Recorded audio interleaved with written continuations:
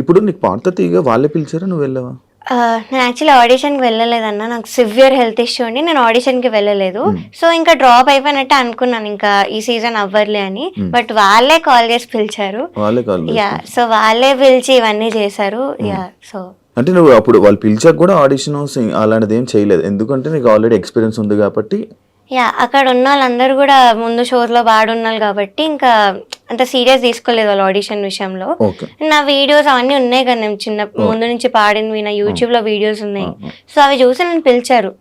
So వాళ్ళే పిలిచి వాళ్ళే ఇలా ఇన్సల్ట్ చేసి రీజన్ లేకుండా తీసాను, నన్ను ఎలిమినేట్ చేశారు. ఇంకొకటి క్లాసికల్ రౌండ్ కి కాలేజ్ రౌండ్ అని ఒకటి పెట్టారు.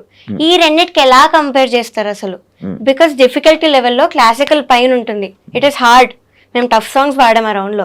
సో దాంతో ఈ కాలేజ్ రౌండ్ అనే పాటలతో అసలు మార్క్స్ ఎలా కంపేర్ చేస్తారు? ఒకసారి మీరే ఆలోచించండి యాజ్ అన్ ఆడియన్స్.